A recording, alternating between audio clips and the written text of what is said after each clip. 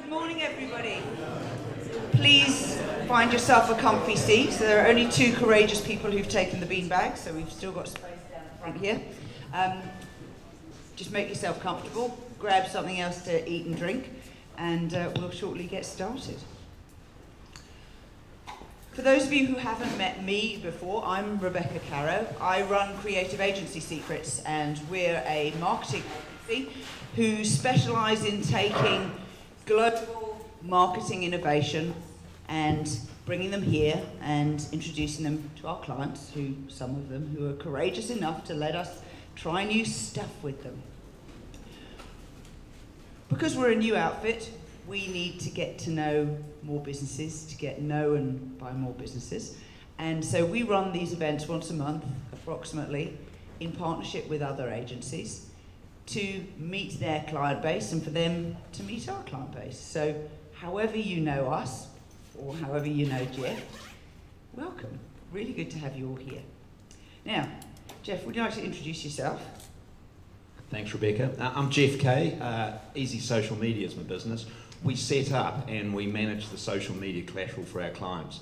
So we're the ones who not only create their social media pages, but we organise the posts, the updates, competitions, campaigns and promotions, all to drive awareness of their brand and drive more people to their website. Now today, we decided to change the format of these usual events. They're usually just educational. We said, let's have a debate. Let's see what we can lay out that will make it interesting for you guys and interesting for us. But first, we need you to help us with context setting. Can we have a quick show of hands for anyone who's ever advertised on either Facebook or Google AdWords? Actually, put up your hand if you haven't ever advertised on Facebook or Google AdWords. Okay, so we've got a sort of 60-30 split, I think, there. Cool. And in your own mind, you've probably got a favourite. You probably have a mental view of which of the platforms you would favour. So I'd like you to write down now for yourself who you would vote for before we even start presenting any arguments, because this is going to be a vote. We're definitely going to make you guys work for it. So just make a note.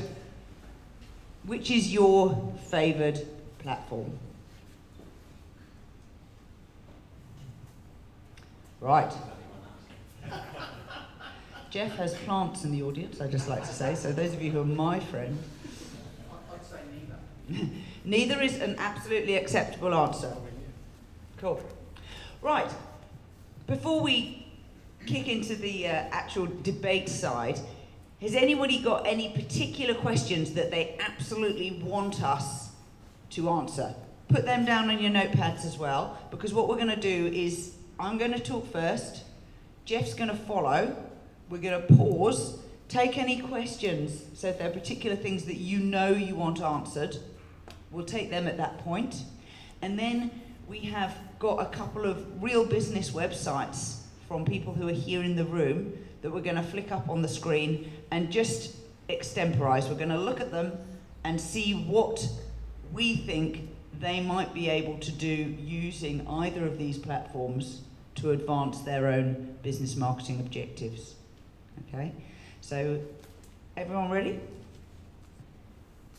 I've got a real panic, I think. I haven't bought a car parking ticket for my car. What time's the parking starts?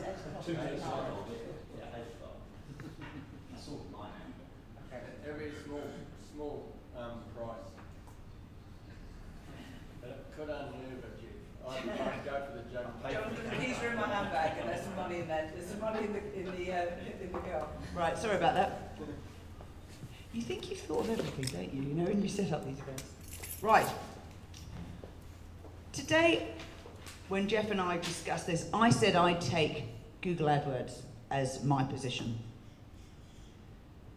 There are lots of reasons and advantages of Google AdWords, and I'm going to run through a lot of them, but I'm actually only going to focus my argument around two. Some of the things that I think are marvellous about it is it's really easy to maintain. It's always on. You get the possibility of guaranteed placement, continuity, you get awesome relevance, you get per-click payments, so you know exactly where your budget's going, the analytics are awesome, you can throw in things like location targeting and remarketing and mobile targeting. But if you step back and look at the context of why you would pick Google AdWords as a platform for your advertising, you've got to start with the big picture. And the big picture is about search. In the world today, there are probably only 6 search engines that are regularly used by any volume of people. Google claims 53.7% of all searches done on the internet as of November, so last month. That's swiftly followed by the Chinese search engine Baidu, which obviously is targeted at a completely different audience who are not allowed to look at Google if they're behind the Great Firewall of China. And that's 31%. So between the two of them, that's 53 plus 31, you can see there is not much pie left for anyone else. And the next one on the list is Bing, which is the Microsoft search engine at 10.8%. If you then look at North America, which is, I couldn't find the search statistics for New Zealand, but I'm sure there are people in the room here who are selling overseas. In North America, Google has a whopping 67% of all searches, followed by Yahoo at 10.3%. So in terms of the step off, or drop off in terms of the volume of consumers that you can reach, if you are using the Google platform, there is a very high likelihood that on the 80-20 rule, you will be hitting close to your 80% of most likely prospects. And I think that is probably the most powerful argument for choosing Google as your advertising platform. The next thing I want to talk about is keywords and relevancy. Interruption marketing is frowned on by many people. I'm not going to say it's had its day, I'm not going to say that it doesn't work, because it still does work, but we all know as consumers, we are getting more sophisticated. I don't know about you, but when I'm sitting at home in the evening and I'm watching the television and the ads come on, sometimes I smile, sometimes I laugh, and sometimes I just groan and go and put the kettle on and make a cup of tea, because I just look at the ads and go, obviously they're not advertising at me, because I just don't engage with that at all. And I do see those sorts of traditional 30-second, 60-second slots as interruption. The joy of having your advertising showing on a search engine is that the consumer is in a completely different mode at the point at which they see your advert. They are actively searching. They're not sitting in their lounge watching a television show that's being interrupted by adverts. Granted, the adverts fund the television channel. They are actually on the internet looking for something specific. And if you can be an answer to their question, there is a really high chance that you will gain their attention. And for me, as a marketer, gaining the attention of your prospect is the first step that will take them into your sales funnel. So there they are, looking at actual keywords. Keywords that align with the service or product that you're trying to promote. So relevance should be very, very high indeed. One of the cute things about AdWords is that they also allow negative keyword matching. If you work for New World, you can advertise against all searches for Countdown. Well, that's quite smart, because if you are, for example, the number 2 or number 3 brand in your category, and you have a very dominant leading brand that is not you, advertising against searches in their name is a very good way of raising brand awareness for your product. And we've used that very successfully for a couple of clients. And the other thing that you can do, of course, is to exclude specific websites from the search. If someone is searching for a particular site, you can make sure that your ad does not show if they are looking for that other site. So if there's a price promotion going on that you're not interested in matching or being compared to, you can ensure that you don't show up at that time. All of these things add up to giving you one really important thing, which as an advertiser, you care about a lot, and that's control. Control over your budget, control over the likely searches that will come up with your advert, and control over the time of day when your advert is showing to searching people. For me, those are the most powerful reasons for looking at Google AdWords. There are a couple of other smaller points which are worth noting. One is that you only pay per click, particularly for people who are new into the advertising game and nervous about spending dollars without knowing that they're getting benefit. The traditional way of buying online advertising is paying for every 1,000 times your advert is shown. So they call that CPM. And that makes you nervous if you don't know that it's being shown to the sort of people who might become your customers. You only pay when someone clicks on your ad. And you can run multiple versions of your ad so you can see which are the more popular.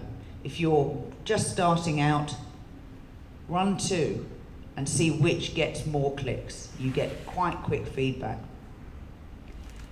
And the other thing which I'd be remiss in not mentioning is the analytics and metrics. Knowing exactly what advert was clicked on by how many people enables you to know the return on investment of what you've spent.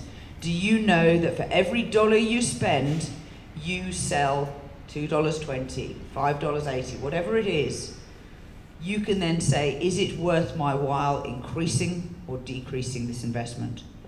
So you know what your goals are, you know what your conversion rate is, you know every step of the way, whether, for example, people are getting all the way to putting something in a shopping cart and then not converting, so that you can direct your marketing team to pay their attention to those points in the funnel where the customer is dropping out, and you can see whether you can improve those.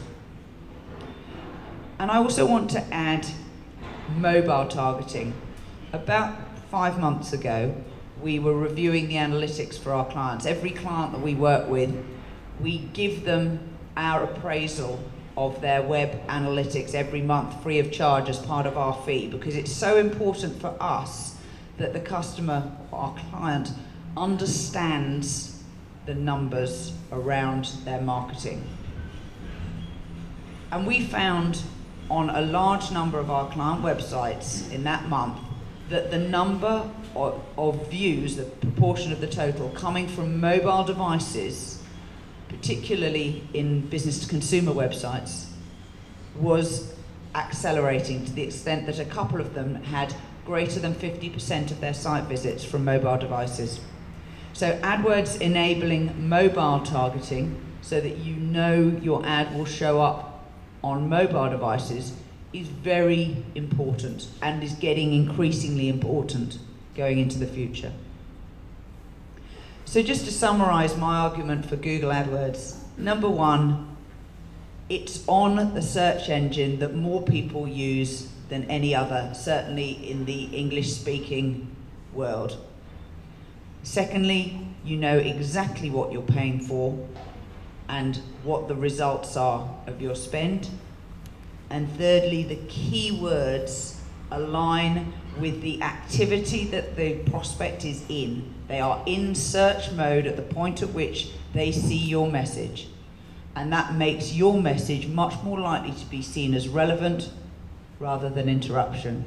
So I say you should all vote for Google AdWords. Well, that's a powerful opening argument. Now, let's talk about the Facebook advertising platform. First and foremost, advertising on Facebook gives you access to the largest advertising audience the world has ever seen, 1.3 billion people. It's the most specific ad targeting system available today. You've got the additional benefits of the social proof. It's not just your ad being displayed, you get to see your friends' interactions with that ad. It's a platform that allows you to target your existing customers and then target another group of people matching that demographic and do that over and over again. It's, in my experience, on a PPC basis, it's a platform where a $50 ad campaign can yield more than 100 ad clicks, and even if you've got a conversion rate of 5%, that's only costing you $10 a lead. That can be very, very cost effective. So let's talk about some of these things in more detail. Targeting. Facebook enables you to really decide who you want to have see your ads. Facebook tracks everywhere its users go when they're in Facebook, and not known by a lot of people, it also tracks everywhere its users go when they're outside of Facebook. If you're using your desktop, looking at Facebook, and then you using the same browser, you look at other websites, Facebook is still tracking that as long as you're logged in, and it's adding that information to what it knows about you. So, Facebook advertising, the leveraging of word of mouth and social proof, these are powerful tools in advertising. When people see that a friend likes your product, they can see that on that ad which displays on their timeline. It actually tells them which of their friends have engaged with that ad. So those trust barriers are going to be broken down a lot more quickly than just sitting on the advertising alone. With Facebook ads, users are more likely to see those ads on a regular basis. So over a course of several interactions, those users are going to get accustomed to seeing your brand in their timeline. And once again, when they finally decide to click through to your website or Facebook page, you've already built a level of comfort and a degree of trust, and it relieves some of the pressure really for landing pages and websites to immediately perform. Now, Google AdWords, of course, works best when someone is in research mode. When a person searches for a keyword on Google, the top results will be advertisements which are showed to them. So you're only reaching those searches. However, Facebook ads are more about getting people to talk about your business. It focuses on word of mouth marketing. Facebook ads not only help you sell, they also help you build an interactive relationship with your customer, the way other platforms certainly can't. Facebook, the custom audience. You can create an ad campaign in Facebook. You can upload your own email database into that campaign, and those are the only people who'll see your ad. So you could get your database, you could find everyone on your database who hasn't purchased from you in 6 months. You could target them with an offer through Facebook, which no other Facebook user will see. And if that's not good enough, you can then ask Facebook to create what's called a lookalike audience. Facebook can look at the demographics of that custom audience, and it can produce another group of people who match that demographic, 10,000, 20,000, 100,000. You decide how big the audience is going to be, you decide the geographical location. Facebook will produce that audience for you, and you can start to market to them. And the benefit of that, of course, if Facebook understands the demographic of your existing audience, if it can show you another group of people matching that demographic, you've got a very good chance of your ads being successful.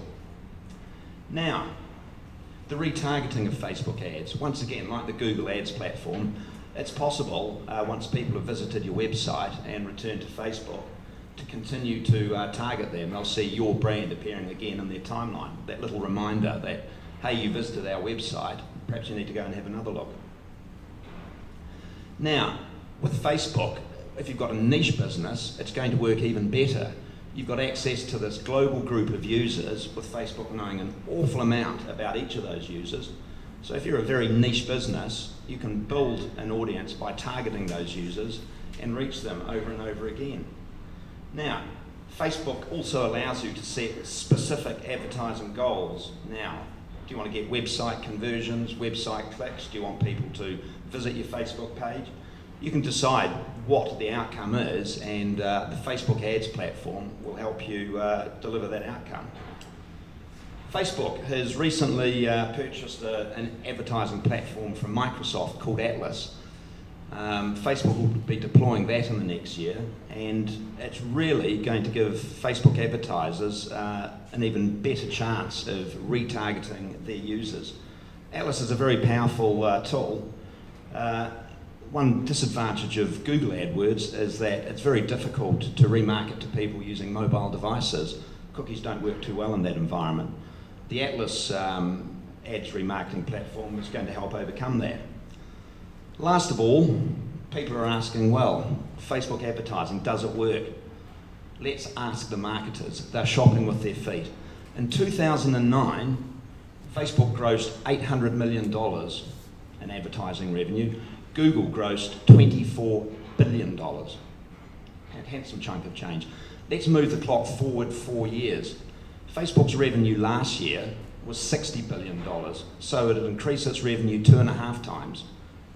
Sorry, that's Google's revenue last year. Facebook's revenue last year was in fact $8 billion, which is a 10-fold increase over 4 years earlier. So does Facebook advertising work? Well, the marketers would tell you, yes it does.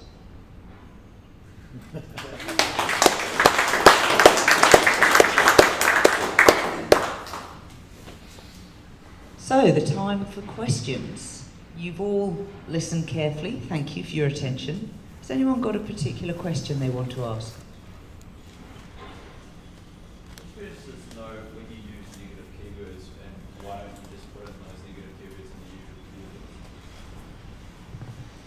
keywords? Negative keywords are about excluding search terms rather than including them. Yes? I thought when you were talking about it, you talked about putting competitors' site into the... Yes. So you could say, please don't show my ad when someone is searching for this particular competitor's site. Right, that's what I thought it was. I thought you were saying put them in there and then, gotcha. Yeah.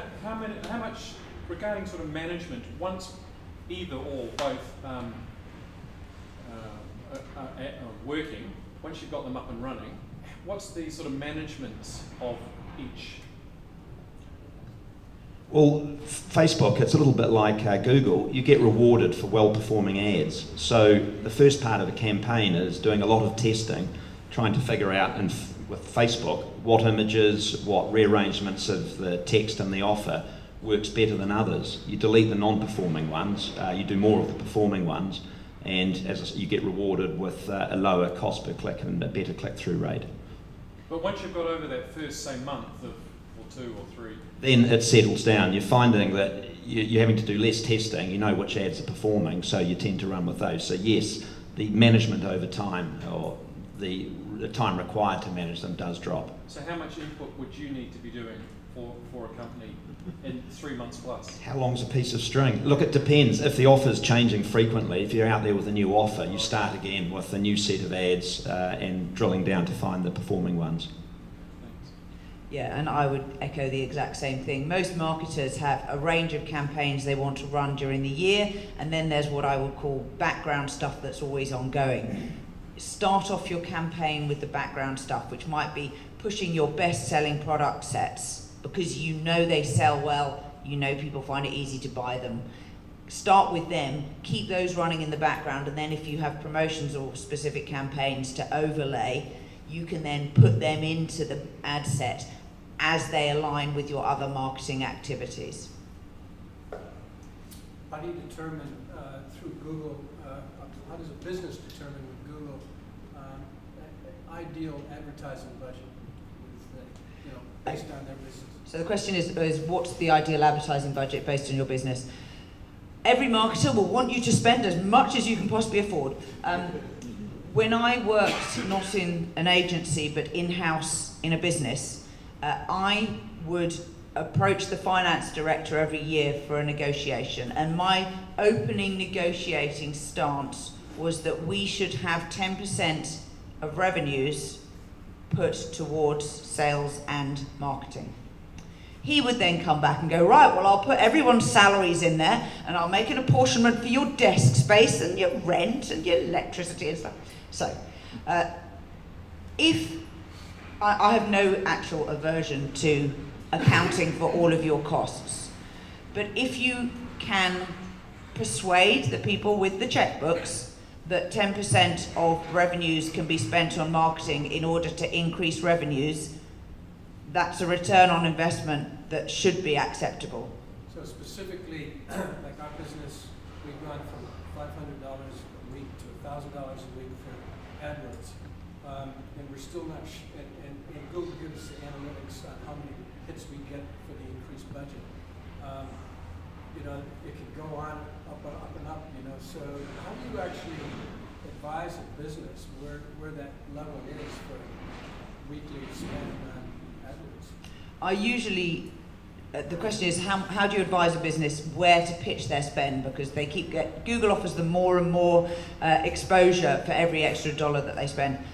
My advice is to look at your fulfillment end. At what point is your fulfillment going to be utterly strained and compromised and you risk customer service incidents? So how quickly can you scale if Google can deliver the sort of purchasers that you want? And I would stay within your own confidence and then give yourself a margin of 10 to 15% below what you think your easy capabilities are. How would you compare these two platforms in relation to the cost of keywords? Say that again. Cost of keywords. I'm using a keyword on Google and the same keyword on Facebook. How much? Yeah, with Facebook, it's not about using keywords, but as a very, very rough rule of thumb, globally, the average cost per click of a Google AdWord is $2.50 US, and with a Facebook ad, it's about 50 cents US. But, I mean, there's a lot of other factors, but that's the raw numbers. On Facebook campaign, if you boost the post using a lookalike campaign to really broadcast it wider, and then you turn that ad off, or the promotion of it off, does it keep filtering through, or does Facebook sort of ping you for that inorganic nature of boosting that post? If you turn it off, Facebook stops showing the ad. But if it's a post, you boosted that post, it's already a post, so... Yeah, it's not going to appear in it's not going to keep reappearing at the top of people's timelines once the boost finishes, but that post still sits there on your page. Yeah, and when you get more engagements and interactions, obviously posts continue to grow organically, but does Facebook sort of penalise you for that, the fact that you've grown that inorganically? Not as far as I'm aware. Yes. Do you have any stats on the success of business to business versus business to consumer using these two platforms, and then also service versus product? Instantly, no, I don't have any stats on the difference between business to consumer, and services versus products. Anecdotally, we have used both platforms for all of those 4 different instances: B2B, B2C, services and products. And a lot of the success or otherwise is, in my view, comes about due to, number one, are you in a very, very competitive sector or not? And number 2, how deep are your pockets? And how confident are you as marketers? If you're an unsophisticated marketer with little experience in a very competitive sector, you will probably have what you perceive to be poor results, but your results will be reflective of the overall state of that sector, and it doesn't matter which of those 4 you're in. So it tends to be a law of increasing returns to confidence, courage and budget, I'm afraid, but I'm afraid marketing's always been like that in my view.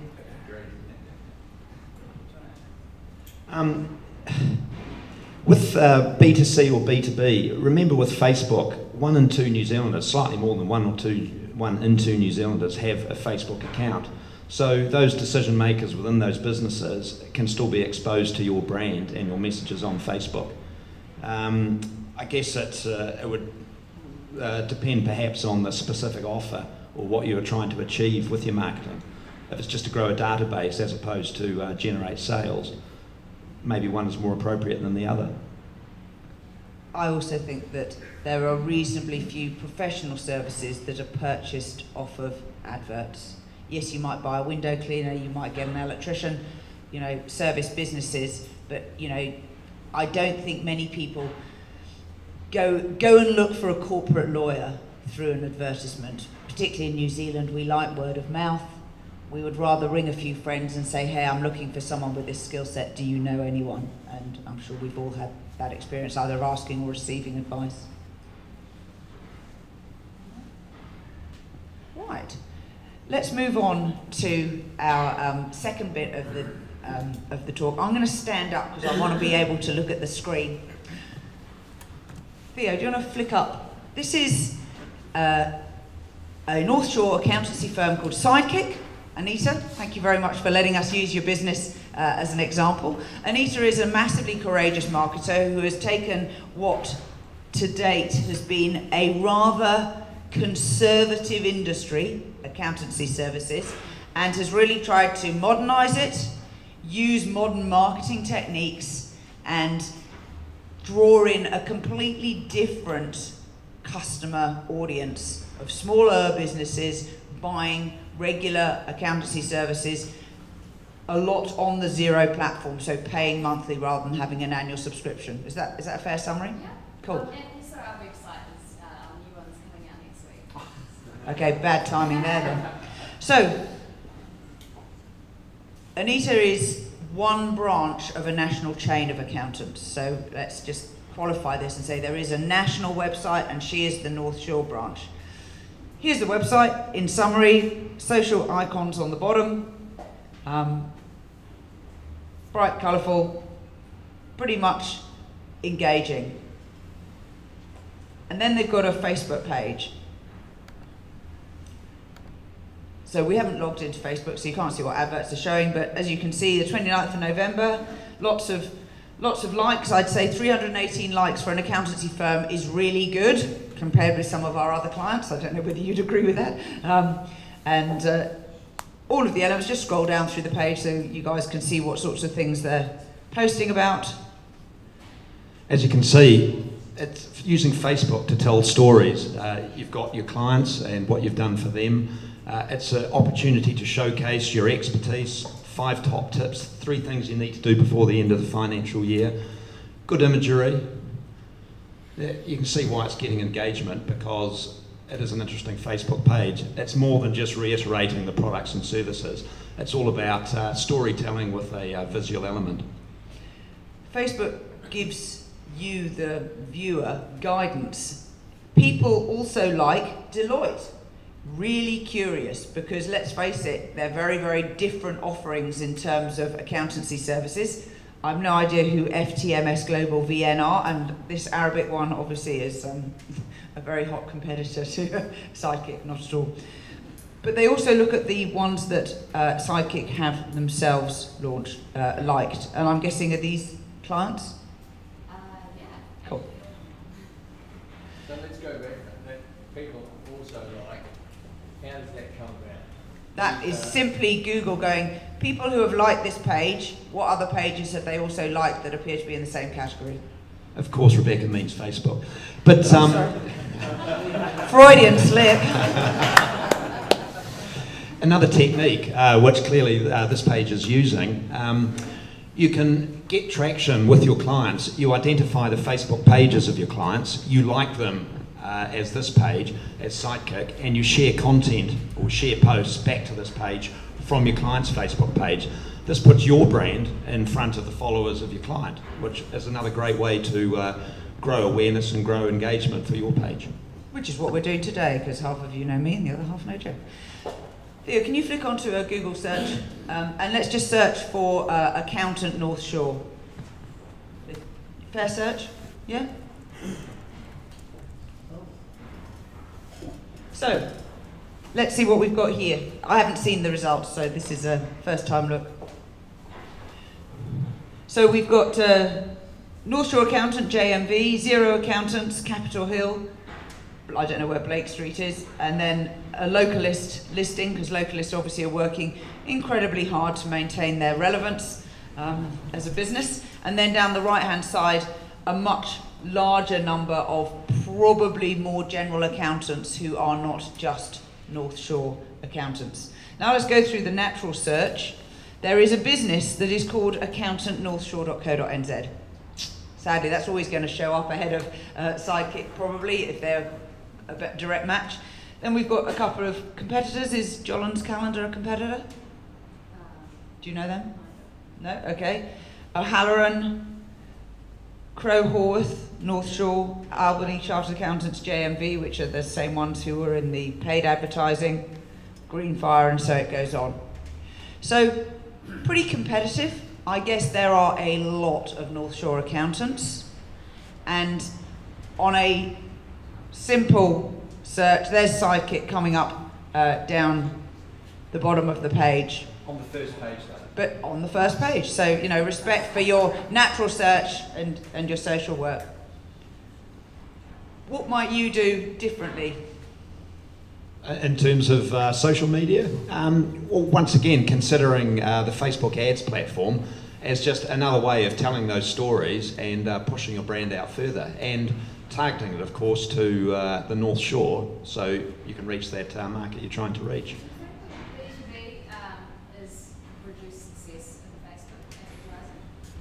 Here's the thing, if you're a small business owner on the North Shore and you don't like your existing accountant and you're thinking of changing it, you're going to ask your friends, do they know any good accountants? If you're advertising on Facebook, you've got an opportunity for your brand to appear in their timeline because maybe they've searched for other accountants. So by doing that, yes, you're going to put your brand in front of potential clients. And I would answer the exact same question in a similar way, except that I would say I would work very hard at the copy that appears on this page. So the first 2 lines, or Jonathan, how many characters is it? 180 characters that displays, and try and make your business sound different or stand out in some way. I respect the fact that a lot of accountants offer identical services and the only difference is the people. Perhaps the price. If you can make your proposition clear in 180 characters, that's why you need good copywriters, that is another way where you might catch someone's eye who is in that situation of looking for a replacement accountant on the North Shore. I've recently disabled our Google AdWords. Would that allow competitors to in natural search, no, I don't. I don't think the two have. Google will claim that they are not connected at all. And do you think that the age of those pages, like our one has been operating for 1 year, do you think that by adjusting targeting, that like 7th year into it, that it would creep up? So what we're talking about here is how Google presents results in natural search. It's not really what we're talking about today. Google favours content and pages that change regularly and that get a lot of traffic. And on that point, Rebecca, having a Facebook feed on your homepage ensures that every time Google re-indexes the website, it sees new content. Yeah. Facebook feed, job done. Or blog feed, job done. But they're both together. So the age of your website doesn't have to matter, but it can have an impact, particularly if you check your sitemap and use, there's a tool called Google Webmaster Tools, which will tell you how many pages on your website Google has indexed. You should know how many pages you've got on your website, including if you have a news blog. Each one of those articles is an unique page, and obviously there will be some pages that don't want Google to index. For example, if you're an accounting firm and you have a client login, which is private, you do not want those pages out there in public search. So you need to check that all of your pages are being indexed regularly. Does it surprise you that Google Places doesn't put any like chartered accountants up? North Shore's not specific enough. Okay. Right, let's move on to the second kind volunteer. So, the Smile Store, business to consumer, selling dental related products, as it happens also on the shore. A special place, oral health, scrolling down, what else have we got? We've got the Facebook feed on the homepage, mailing list. Free delivery. Right, what's the Facebook page like? Here we go. Much higher number of likes, 8,700, possibly reflective of the fact that it's business to consumer.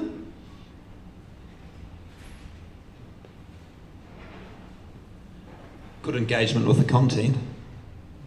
You see people are regularly liking and sharing the posts, and that of course grows your reach. And people actually posting on the page. You see on the left-hand side, Bassam Solomon has posted something onto the page, and Isabel Hutchin.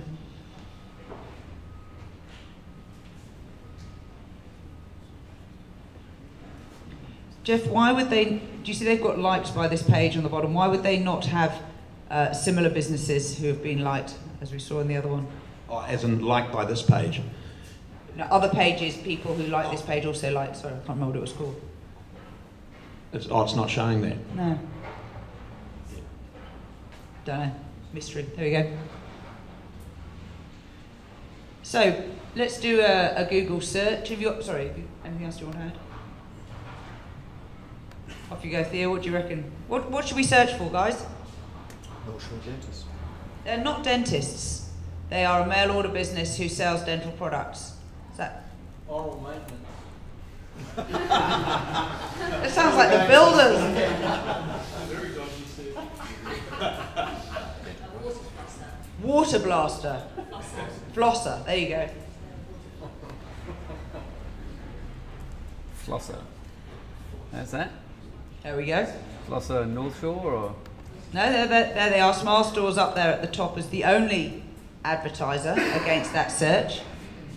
Plus, in fact, the search is actually much more dense than the accountancy search because we've got image results, we've got video results, how I use the Waterpik Power Flosser from Braces, whatever, guides to them. And scrolling down, let's have a look. Is there any natural search? Boots, so that's a UK chemist, Walgreens, an American chemist, and then a few more ads at the bottom of the page. So, reflections on this. More diversity, partly because it's business to consumer. The brand's ensuring they are showing for local search here in New Zealand, and we are searching on the Google NZ website, which helps. Do you ship overseas, Mark? Yeah, okay, so that doesn't matter too much. And we've got very nice use of other products here. So you've got the water flossers, teeth whitening at home, interdental brushes and xylitol products, presumably all relevant, but other add-on sales that the customer might buy at the same time. Do you currently do any Facebook advertising? And what's your experience with that? It's a floating piece. What we have done is we've actually got onto a piece of software called Lucid, which is actually looking at 3 factors: return on investment or spend, and that has actually increased significantly since we took the piece of software on. Conversion rate and net promoter score, and it's been really useful. So we're doing Google as well as Facebook. I'm not convinced one way or the other. Sort of sitting on the fence. But the whole thing with this is that it's tinkering around the edges, trying to find a sweet spot. And Mark, have you had any experience in terms of the question we had earlier about increasing your budget and figuring out where the correct spend is? Yeah, well, we're doing that right as we speak. One of the things is we found early on we get quite a high bounce rate, so we're actually revamping the whole site to make it look more store-like rather than text. So that's going live in about a month's time. I hope you're using video on the homepage. Sorry? I hope you're using video on. Have you tried the Facebook video ads? So they are a recent addition. Do you want to talk about them a little bit? No, actually, we haven't done enough of it to determine how effective or otherwise it is. But I mean, it's very visual and it looks very good. You know, the ad fires off as in your timeline, so it certainly draws eyeballs to it. Yeah. Just like any video you see in your newsfeed, it actually automatically plays as you scroll through the newsfeed, and the main difference in pricing, as I understand it, is it's a cost per impression, not a cost per click basis, so that is different. Right, what's our next? Can we just go back to the website? The only thing I'd suggest, Mark, on your new website, this is not actually a Facebook feed. This displays your current likes with some pictures of them. A Facebook feed would show the latest post or two, and it would count as refreshed content in a Google index, so re-index. So I would certainly suggest you consider changing that to a Facebook feed with a new website. Well, you can do it on this website. It's a tiny, easy switch out. Copy and paste it. Exactly, and it will give you a view as to how any changes and improvement are on the current site, where obviously you've got a good track record of analytics, whether that small change affects it. You're showing a Facebook feed. Oh, here's this is a client website. I'd love some help with this. These are, anyone here with dental braces? They are little clip-on pictures that you can put on your front 4 teeth. And it's a client we've just started. And we would really love some parents to buy these for their kids for Christmas for stocking fillers. But down the bottom here, we've just put, that's a Facebook feed going through.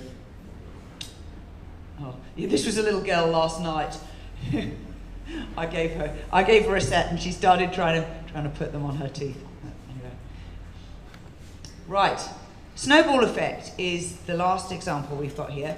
So, an almost unique service. They are crowdsourcing equity investors for businesses here in New Zealand, only recently licensed to operate in the financial services. Here's their website.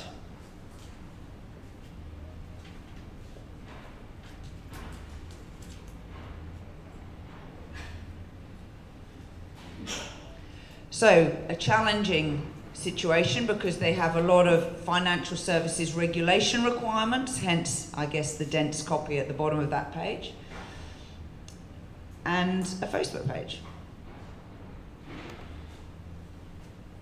A beer shout, wonderful. All businesses should focus on beer.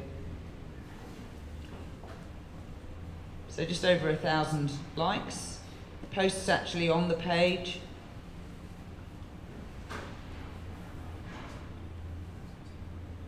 Clear alignment with entrepreneurs and entrepreneurial stories.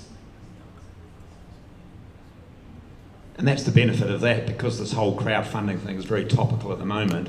Your Facebook page is the ideal opportunity to do that storytelling, to share the content from other crowdfunding success stories, and also tell the stories of local crowdfunding efforts.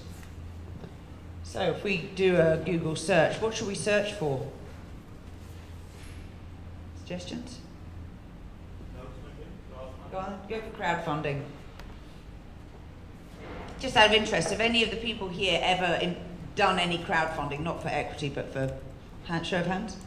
Been on Kickstarter, ever done an Indiegogo? None of you? One of you? 2. Interesting. Crowdfunding, here we go.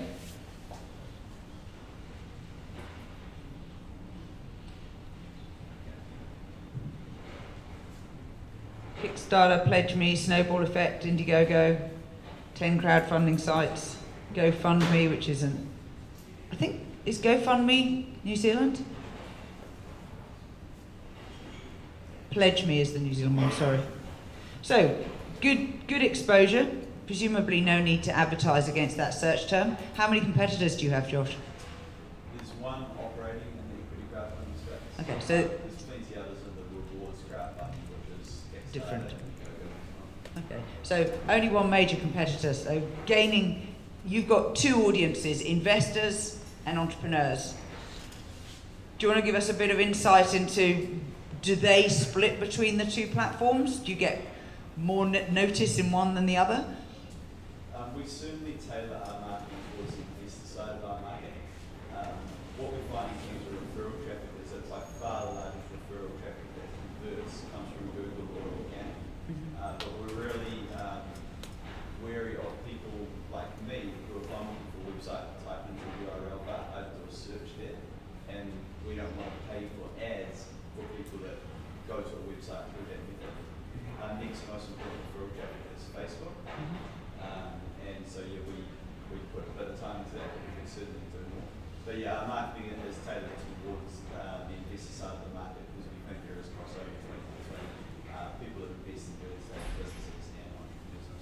Okay, so your website is an important asset, but it's only one step in the process. Can I actually sign up straight away? Is there a sales funnel just straight on that website? Okay. No further questions. So, a very, very niche business, and as Josh says, it doesn't really need to advertise. So you're relying on natural search. One question, there's been a bit of talk about Facebook feeds on the page, and I can see the benefits of that. I've always just found them a bit ugly, and I was interested by the website you showed just before, which had a more beautiful way of doing it. Is that simply plugging in the code and adding some different code to... You copy and paste the HTML code in, and then you can restyle it as per that page we looked at earlier. You do wind up with something aesthetically more pleasing that fits in with the rest of the website. Yes. Slightly off subject. I know the searches you're using, you're not targeting search by using inverted commas. More and more public doing that nowadays, and you will get their results by doing it. And also, I've done a search for crowdfunding, two options: crowdfunding, two separate words, and crowdfunding, one word is done, and that will change. If you put inverted commas around that, you know, search totally. Yeah, we did one of these events earlier in the year with an expert who taught us a very great detail about different ways of searching different parts of the internet using very advanced search strings, and what you've touched on is the tip of a very deep iceberg there. Do you want to have a look at what the crowd space funding search is? Theo, do you want to redo the search with crowd and then a space between the word funding?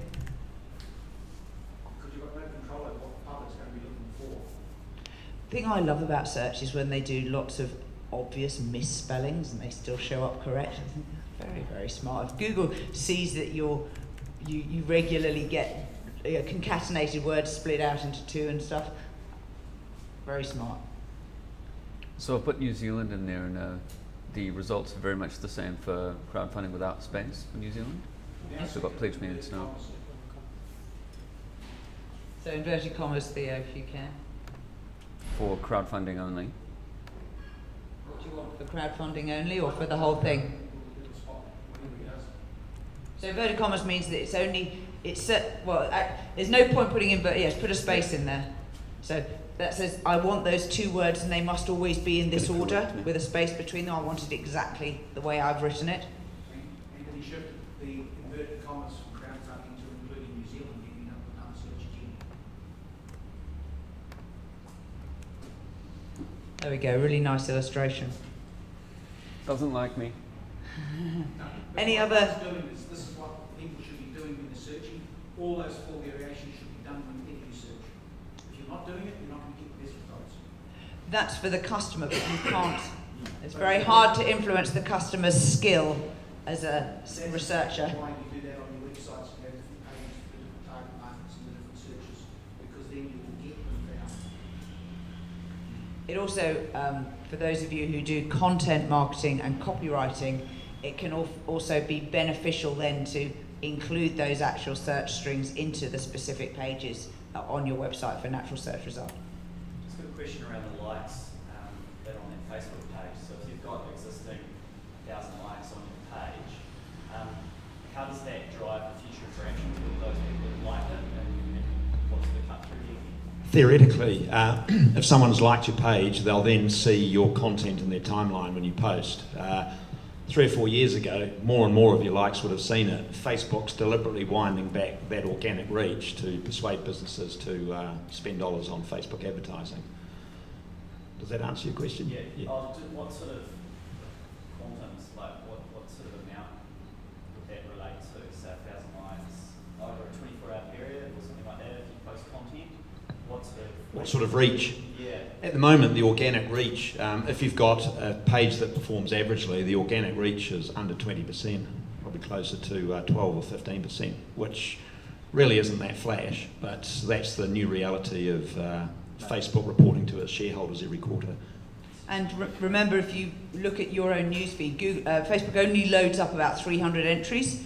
And so if you're a business and you're posting things, it's well worth looking in the back end of Facebook, looking at the analytics, look at the times of day when the people who've already liked your page are actually online, because you might find there's a distinct skew to people catching up on Facebook before they go to bed, or lunchtime. We have a client who has a massive dip at the weekends, and then spikes usually.